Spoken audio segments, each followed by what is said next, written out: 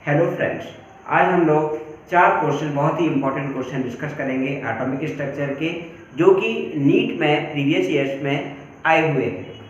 आप देख रहे हैं आइरिस एजुकेशन। बेटा वैसे कहने के लिए तो ये चार क्वेश्चंस हैं, लेकिन ये पूरे के पूरे एटॉमिक स्ट्रक्चर को रिफ्लेक्ट करेंगे, यानी वो टॉपिक बताएंगे जो कि सबसे ज़्यादा इंपॉर्टेंट है एटॉमिक स्ट्रक्चर यूनिट में। तो जैसे पहला क्वेश्चन जो लिया गया है वो हमने क्वांटम नंबर से लिया हुआ है, जो कि यहाँ पर आप देख रहे हैं कि कम से कम 10 साल, यानी ये पिछले सालों में 10 साल ये क्वेश्चन इस तरह के आ चुके हैं, या तो सिमिलर टाइप के क्वेश्चन आ चुके हैं या क्वांटम नंबर से रिलेटेड क्वेश्चन आ चुके हैं। जबकि और भी ज़्यादा क्वेश्चन आए हैं, या तो हमने यहाँ पर कुछ ईयर मेंशन किया हुआ है। तो क्वेश्चन क्या था ये वाला, द रिलेशनशिप बिटवीन NM क्या है, number of permissible value of magnetic quantum number for a given value of azimuthal quantum number L is, यानी वो पूछ रहे हैं कि अगर L एजीमुथल क्वांटम नंबर है किसी ऑर्बिटल की, तो उसमें कितने मैग्नेटिक क्वांटम नंबर पॉसिबल हैं। तो बेटा ये फॉर्मूला होता है, आप लोग याद रख लेना कि जो total number of magnetic quantum number होगी किसी भी ऑर्बिटल्स के लिए, वो क्या होगी, NM equal to 2n plus 1, where n equal to azimuthal quantum number. तो यहाँ पर हम देखें तो 2n इक्वल टू क्या हो जाएगा, 2n equal to NM minus 1, इसीलिए n इक्वल टू क्या हो जाएगा, NM माइनस 1 डिवाइड बाय 2। तो यहाँ पर आंसर क्या हो जाएगा आपका, D is the correct option. यहाँ पर L क्या है, एजीमुथल क्वांटम नंबर है, और NM क्या है, number of possible magnetic quantum number. For example अगर हम p ऑर्बिटल की बात करें तो p ऑर्बिटल के लिए L की वैल्यू कितनी होती है, L इक्वल टू 1। तो बोलो total number of magnetic quantum number कितनी होगी, NM equal to 2 into L plus 1 यानी 3। तो 3 मैग्नेटिक क्वांटम नंबर पॉसिबल है।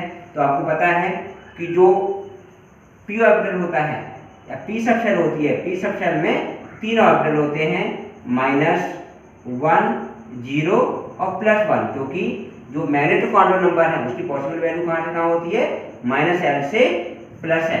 तो यहाँ पर 3 पॉसिबल वैल्यू होंगी, -1 2 +1 0 को फॉलो करते हुए चलना है। तो यहाँ पर कहने का मतलब ये है कि जो क्वांटम नंबर है, this is a very very important topic of the atomic structure, जहाँ से क्वेश्चंस बनना ही बनना है। तो आप अच्छे से क्वांटम नंबर्स आप सारे तैयार कर लीजिए, azimuthal quantum number, principal quantum number, magnetic quantum number और स्पिन क्वांटम नंबर, उनमें रिलेशन क्या है। दूसरा जो क्वेश्चन है वो हाइजेनबर्ग अनसर्टेनिटी प्रिंसिपल से रिलेटेड है। ये भी क्वेश्चन कई बार आ चुके हैं, इससे रिलेटेड क्वेश्चन कई बार आ चुके हैं। जैसे ये 2008 में जो क्वेश्चन आया हुआ है वो हमने यहाँ पर लिया हुआ है। 2008 में ये क्वेश्चन और आया हुआ है अनसर्टेनिटी प्रिंसिपल पर, 99 में आया हुआ है, 98 में आया हुआ है, 95 में आया हुआ है, और भी कई ईयर में इससे रिलेटेड क्वेश्चंस आया हुआ है। तो देखते हैं यहाँ पर क्वेश्चन क्या है, if uncertainty in position and momentum are equal then uncertainty in velocity is. वो कह रहे हैं कि अगर अनसर्टेनिटी इन पोजीशन और अनसर्टेनिटी इन मोमेंटम सेम हो, ठीक है, यहाँ पर उन्होंने स्पेसिफाई नहीं किया, आप इलेक्ट्रॉन मान सकते हैं कि uncertainty in position of electron and uncertainty in momentum of electron अगर सेम हो तो अनसर्टेनिटी इन वेलोसिटी को फाइंड आउट करो। तो इसका फॉर्मूला आप लोगों को याद रहता है, क्या है, delta x into delta p is equal to greater than h upon 4 pi. देखिए हमने क्या कहा था, जब हम लोग सॉल्व करेंगे तो क्या लेंगे, जो यहाँ पर ग्रेटर इक्वल का साइन है यहाँ पर इक्वल रख देंगे, मीन्स यहाँ पर क्या हो जाएगा। अब वो कह रहे हैं कि अनसर्टेनिटी इन पोजीशन और अनसर्टेनिटी इन मोमेंटम इक्वल है। तो यहाँ पर delta x is equal to the delta p। तो हम लोग क्या लिख सकते हैं, डेल्टा x को डेल्टा p लिख सकते हैं।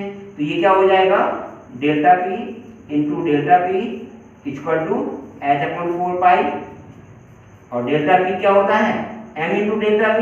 तो हम लोग क्या लिख सकते हैं इसको, डेल्टा p का square equal to h upon 4 pi, और डेल्टा p क्या है, m इंटू डेल्टा v का whole square equal to h upon 4 पाई।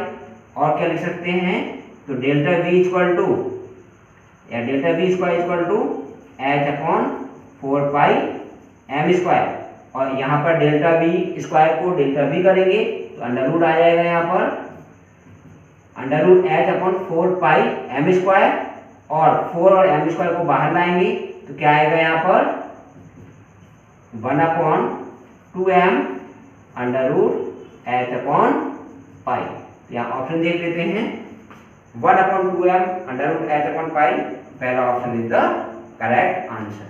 तो बेटा यहाँ पर ये दो क्वेश्चंस हैं, ये क्या रिप्रेजेंट कर रहे हैं कि यहाँ पर जो क्वांटम नंबर है it is the very very important topic, क्योंकि इससे क्वेश्चन आना ही आना है किसी न किसी फॉर्म में। तो आप सारा का सारा क्वांटम नंबर अच्छे से रिवाइज कर लेना। जो दूसरा क्वेश्चन है अनसर्टेनिटी इन पोजीशन और मोमेंटम, यानी ये जो हाइजेनबर्ग अनसर्टेनिटी प्रिंसिपल है उसके क्वेश्चन आप इससे रिलेटेड लगा लेना, क्योंकि ये कई बार क्वेश्चन आ चुका है। इसी तरह बेटा एक क्वेश्चन में दिया है, ये जो क्वेश्चन है ये इलेक्ट्रोमैग्नेटिक रेडियंस की जो एनर्जी है फ्रीक्वेंसी है उससे रिलेटेड है।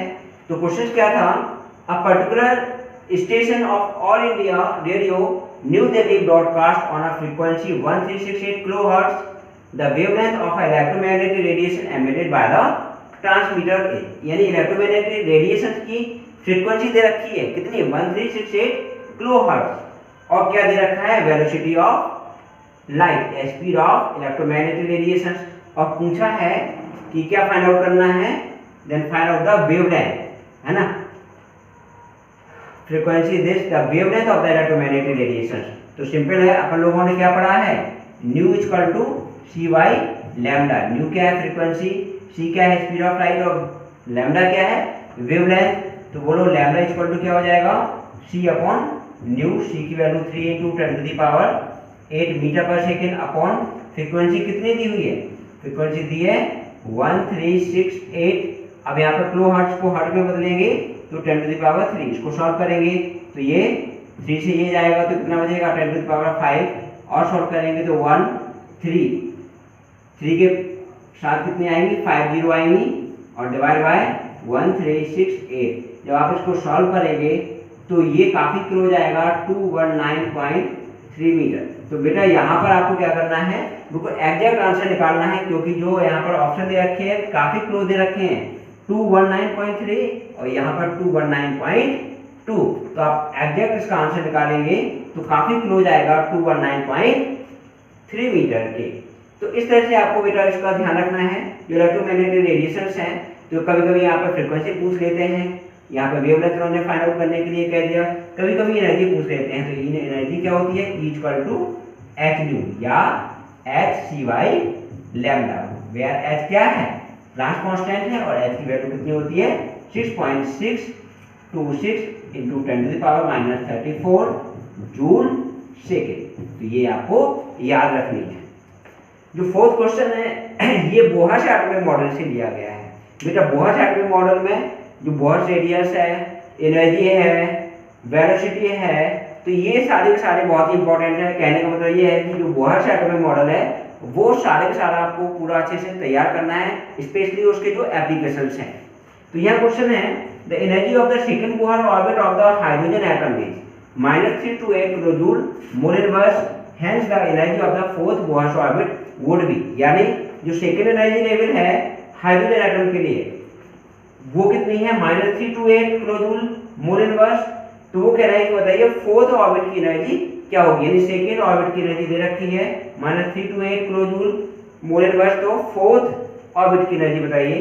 तो सिंपल है, जो एनर्जी है, एनर्जी का क्या फॉर्मूला होता है, En equal to -1312 upon n² kilojoule per mole.